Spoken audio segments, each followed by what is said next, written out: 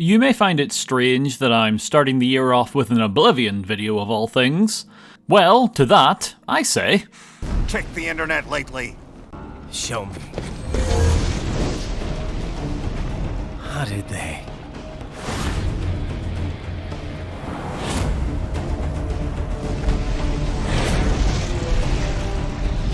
The story leaked early.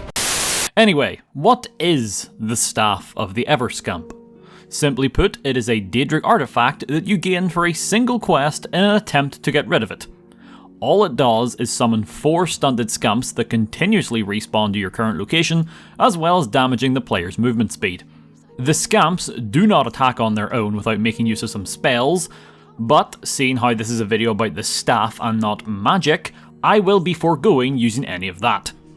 Now, you may be wondering, well, if the staff does no damage, how is this going to be any different than the Oblivion pacifist run? Simple. Glitches. Like any Bethesda game, Oblivion has a lot of them, and I thought this would be a fun video to mess around with some of them and show you just how busted things can get. Also, for fun, I decided to stay at level 1 the entire run without ever increasing any of my major skills.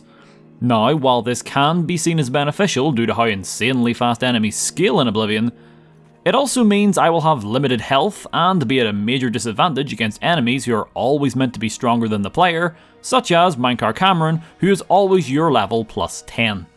Again, we will be dealing with that thanks to some helpful, shall we say, exploits. Sounds simple enough on paper. Well, there was one specific thing that I didn't find out until about 2 hours in that ended up making this a lot more stressful. But we shall talk about that when the time comes. Now, with all that out of the way, let's begin. Like Fallout 3 and 4, I make use of a save at the end of the tutorial so that we can quickly recreate our character and jump straight into the run. For race, it was Dark Elf. Majority of the enemies in the main quest use fire magic, so starting off with a 75% resistance to the stuff seemed like a no-brainer. Somewhat doubling down on magical defense, I also choose the Atronach as my star sign. We won't be using any spells, so not being able to recover magicka is of no concern to us, meaning we can just reap the benefits of the 50% chance of absorbing any spell cast on us.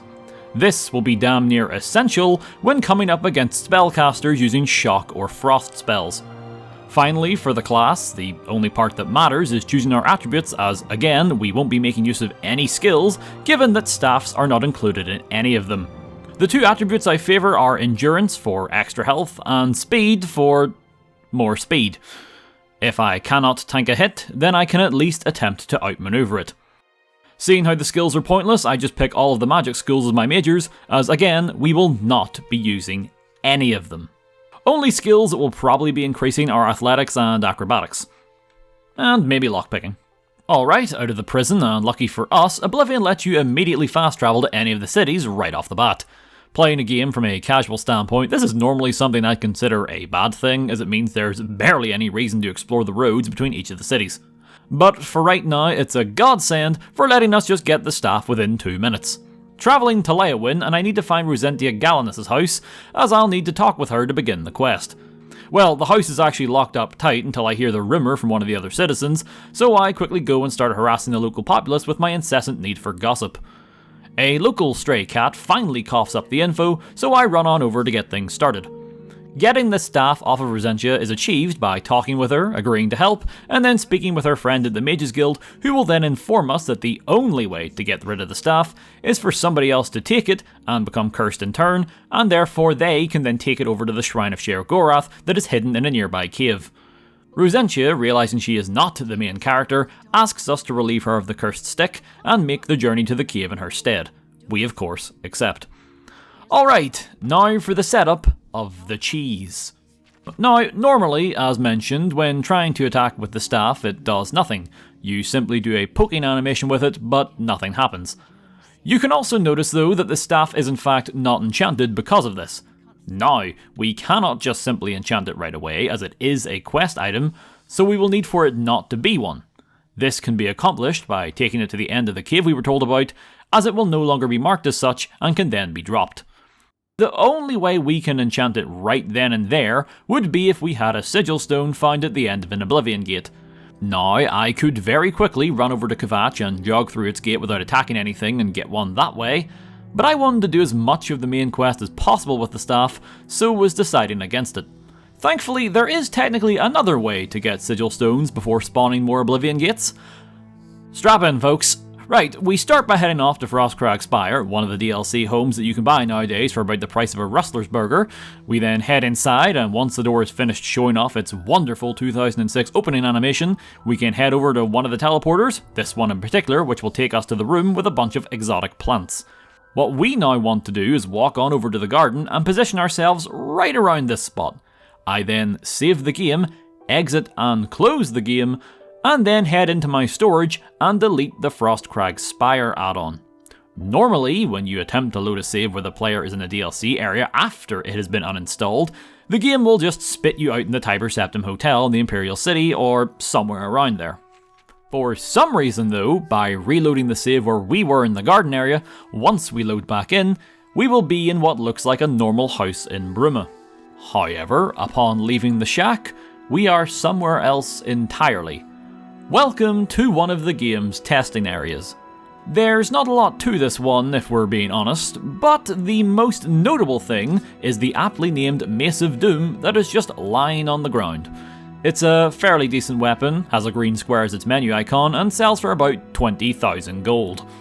If you want, one day I'll do a run with it for shits and giggles. But that's not why we are here. We need sigil stones. So in one of the random houses in the area that we can enter, we will find ourselves in an unfinished version of the top of a sigil tower. The lighting here doesn't really work, so if you try this yourselves, you may wish to adjust your brightness. And of course, at the top, there will be a sigil stone. You'll need to jump for it as it's out of reach, but more importantly, you want to make sure to land right next to the floating door that got you in here in the first place.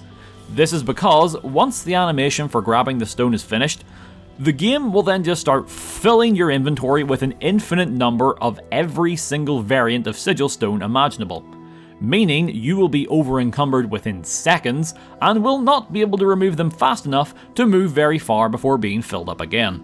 After waiting just a few seconds, I interact with the door and then leave.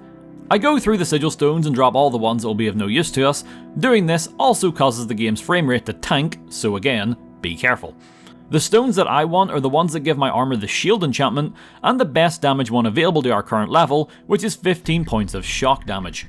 Also, something I should mention, the stones the house gives you are leveled, so if you're thinking you can come here at level 1 and get some endgame buffs for your gear, think again.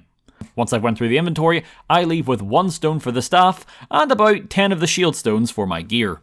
There's some other stuff in the testing area, like a version of Cloud Ruler Temple without any doors and a random inn that has a single zombie in it, but other than those 2 things, there's nothing else all that remarkable. Anywho, let's go make this staff into a usable weapon. Heading south of Leyawiin, we find Dark Fathom Cave. It's filled with leveled daedra, so for us right now, that means just more stunted scamps. As if the 4 idiots following me weren't enough. We cannot fight back just yet, but fortunately it's an incredibly small cave, so this takes literally less than 2 minutes to make our way to the shrine. Once there, you'll be hit with this prompt instructing you that the staff is no longer a quest item and can be dropped. Now, rather than doing that, we can instead use our sigil stone, and just like that, the staff is now an item that is compatible for chanting. Chanting? Anyway, now, rather than doing that, we can instead use our sigil stone, and just like that, this staff is now an item that is compatible for enchanting. I slap on the 15 points of shock damage, rename it to its original name, and just like that, a fairly deadly weapon given that we are in a level 1 world.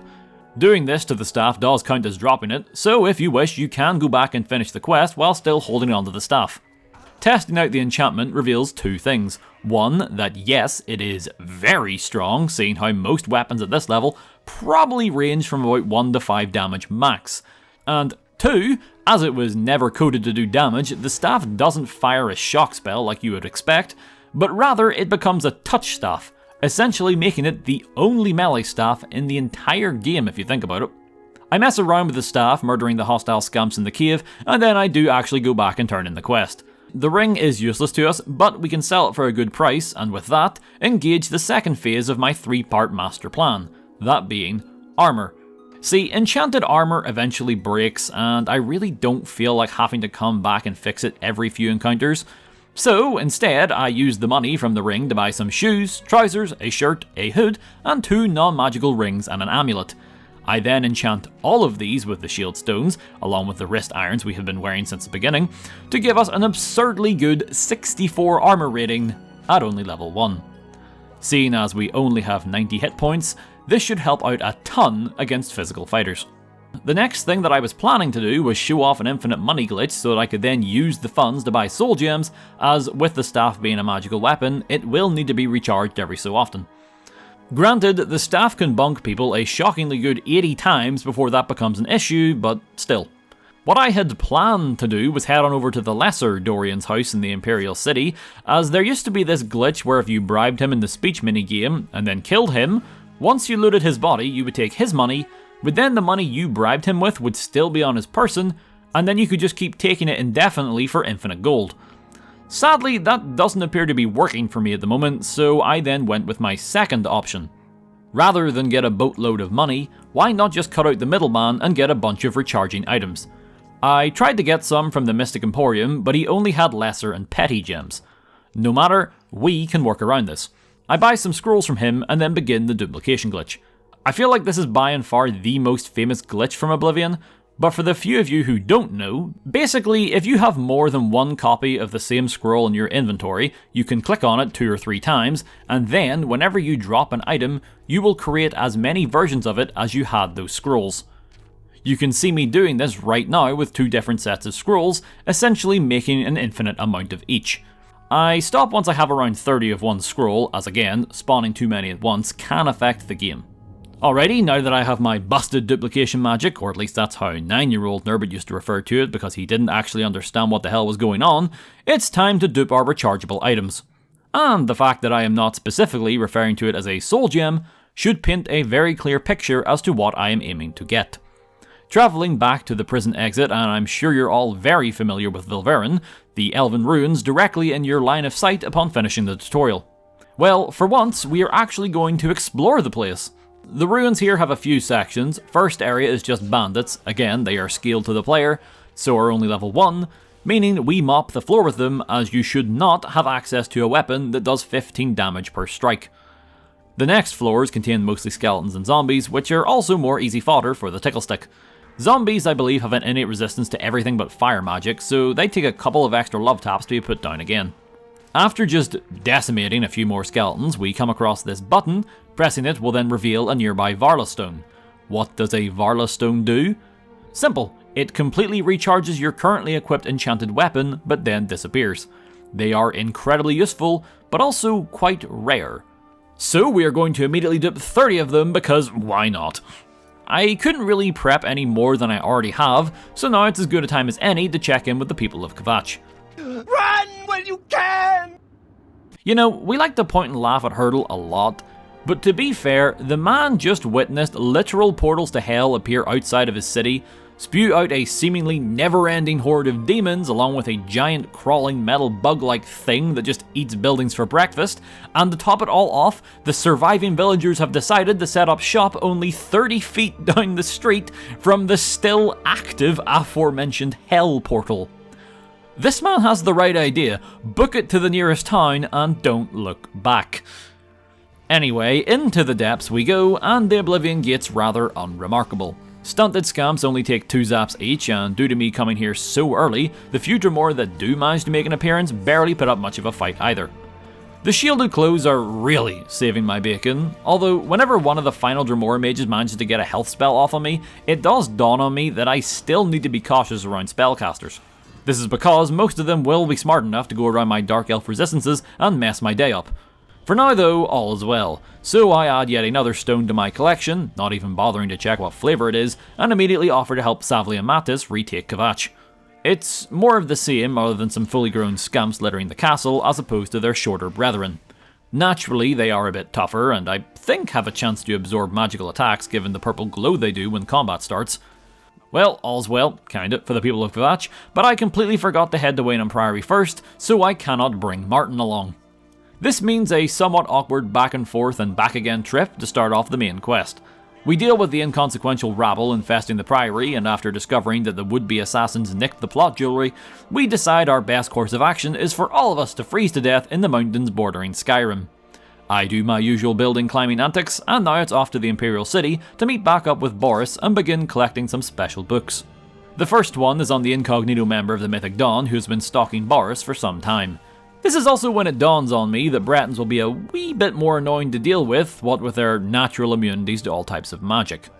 Thankfully, this one isn't particularly dangerous, so the two of us, mainly me, can quickly be rid of him. Boris sends us to find the next 3 books. One is given to us by Dharma in the Arcane University, and the other is in the first edition bookstore in the Imperial City. I didn't feel like waiting for Gwyneth, so I opted to make use of my sticky fingers and steal the book instead. More the fool's me, as this ended up taking slightly longer than if I had just waited, as I still need to confront Gwyneth to find the location of the 4th and final commentary. He ended up never showing up to the store at all, so I had to track him back to the inn he was staying at. After shaking down the pint-sized Guinness, I informed Boris that we shall be reliving our first date, as it's back to the sewers to crawl around in the poop water until we come face to face with more of the red-robed cultists. I offer to let Boris lead the charge. Not in some attempt to do things stealthily, but rather it allows me to essentially body slam Raven right as he enters the room, and due to him being a high elf, he takes 25% extra damage from my shocking stick, resulting in a very quick and anticlimactic death. We clean up the world's worst backup, and then with all 4 books in hand, I can head to the Palace District, wait till noon, and interact with this glowing red map to find the location of the Mythic Dawn's secret hideout. It's a little bit north of Shadenhall, so other than your random low-level animal attack, no problems on the way. Rather than go undercover, I figure the staff is more than powerful enough to poke and prod my way until it is done, and in a way, I am right, just not on this attempt.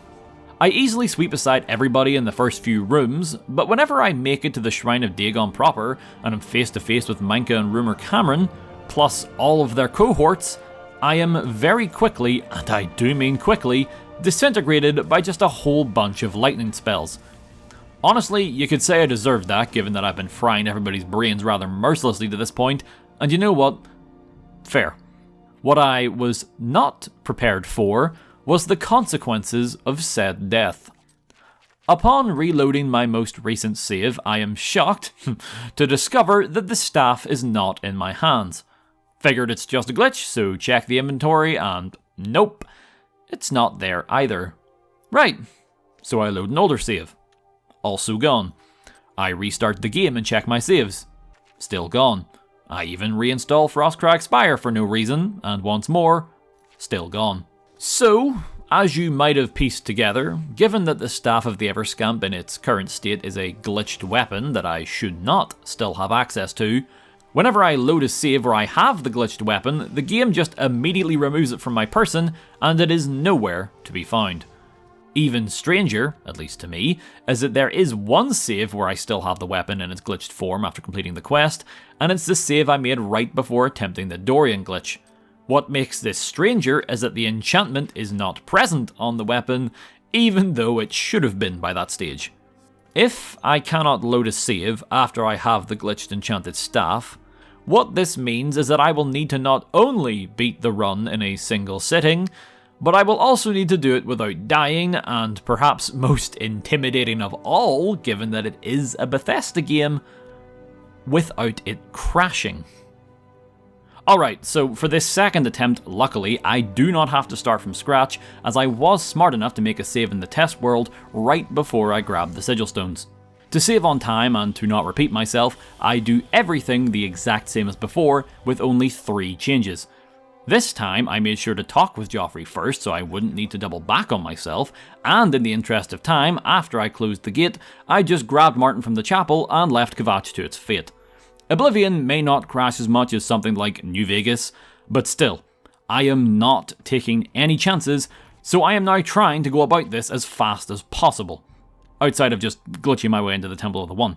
Anyway, as for the third and final change, it was by far the most substantial. I made myself my enchanted set of shield clothing again, but I also made a separate set that gave me an extra 50% magic absorption. Combine that with the benefits of my Atronach sign, and I can absorb just about every single spell cast at me. It makes my second encounter in the hideout go a lot smoother. They are barely able to touch me now, so I am free to slaughter to my heart's content.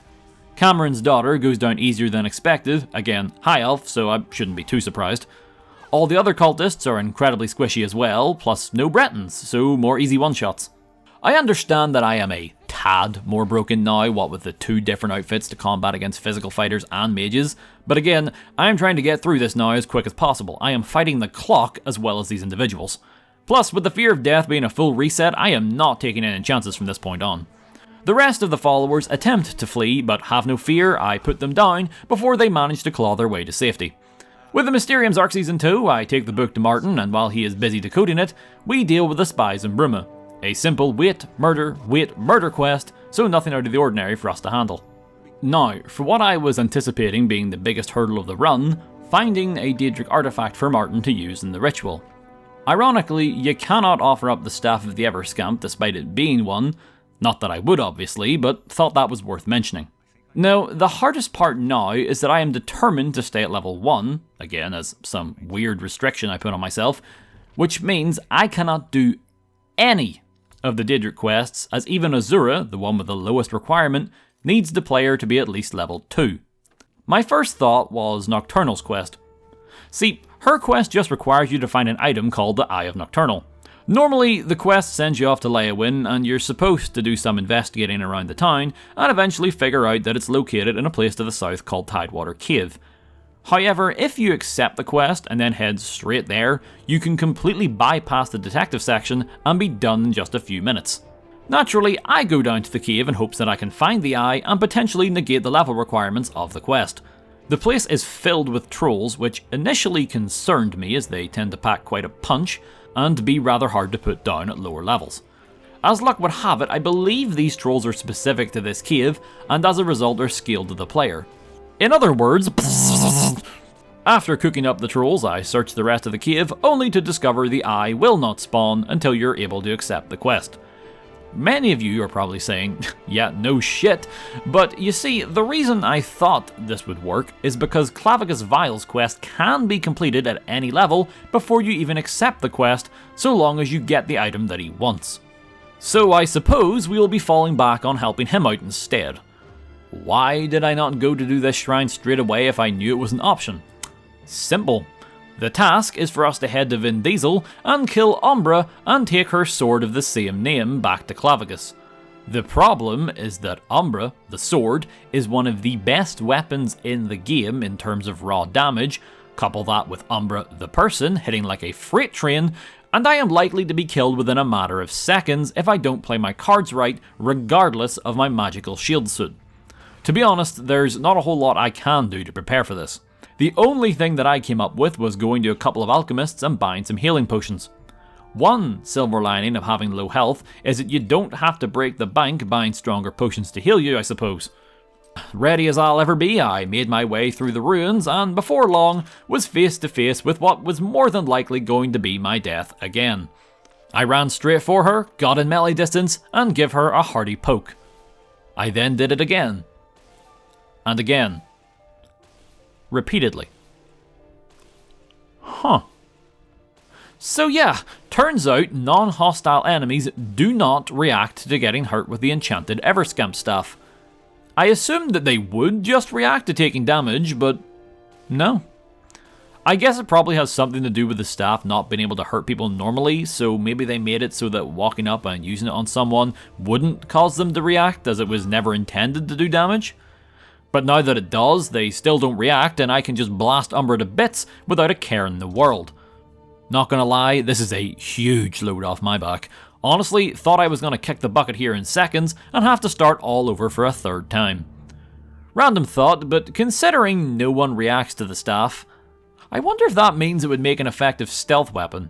Because if you're able to sneak up on someone with it and remain hidden, you could just continue chipping away at them. Anyway, it doesn't take long before I quickly put Umbra out of her misery, and then take the Umbra sword over to the shrine of Clavicus Vile. We can choose to keep the sword or trade it in for the mask, but it doesn't really matter either way, as Martin will accept both. I choose to take the Mask of Clavicus Vile simply because I have never not taken Umbra, as it is by far the better option.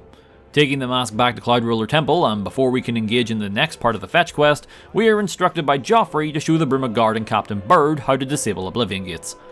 Not much of worth here, other than the usual overabundance of so far so goods. Although one of the Dremora was definitely about to be booted from the server for his actions. Betrayal. Next up, Sanctuary, or in other words, the one mandatory abandoned fort mission for the main quest. Slightly off topic, but I would like to mention now that I am not getting any of the aid for the Defend Bruma quest. Personally, there's not much point. I've literally never noticed any difference in difficulty depending on whether you get none, some, or all of the assistance from the other towns.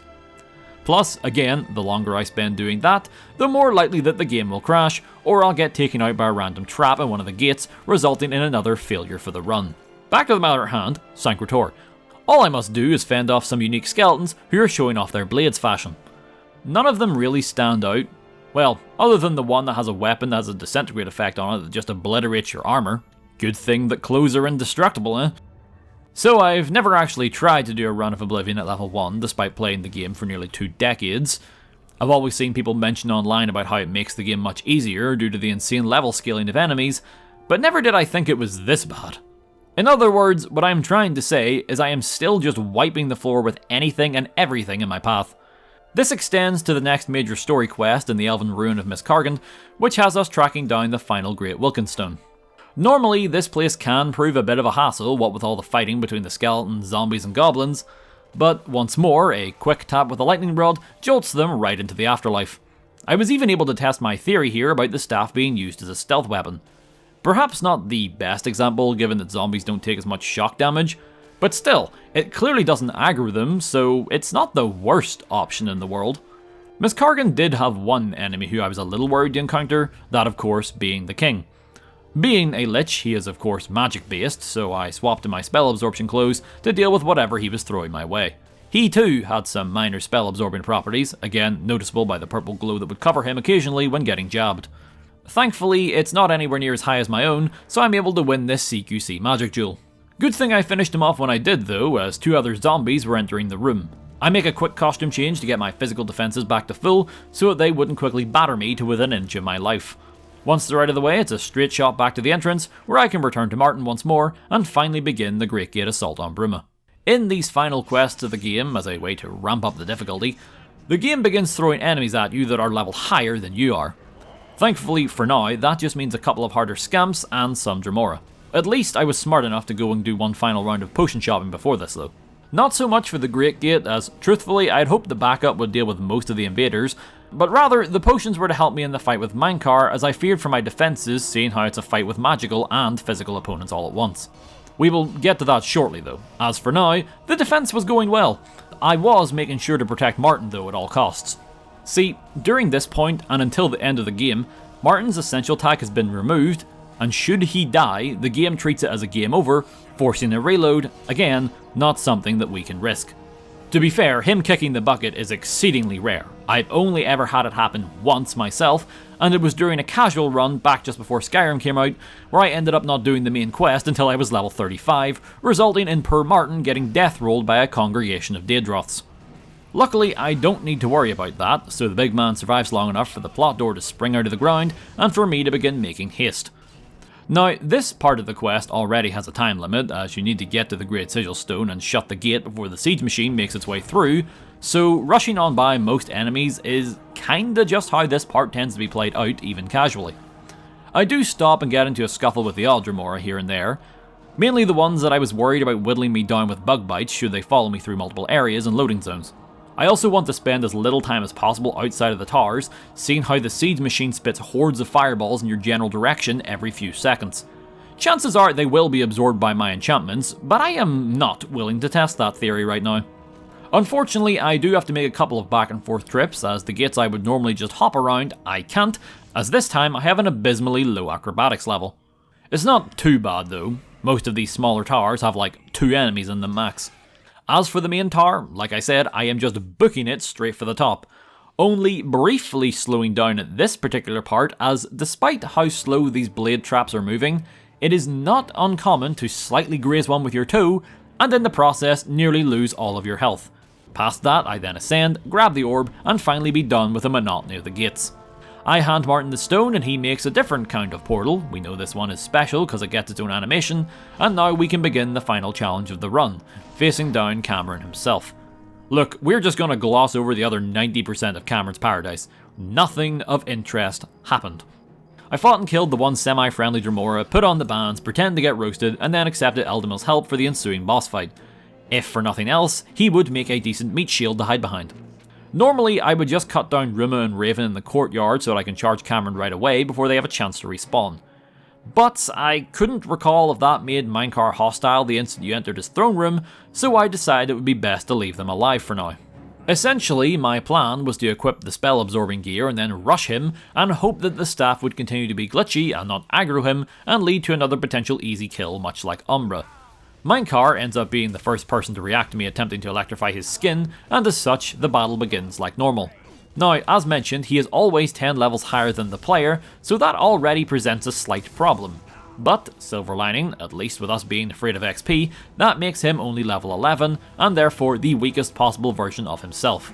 He also comes with a natural 25% reflect spell and 25% spell absorption, along with all these other fun magical boosts that I cannot be bothered to read out.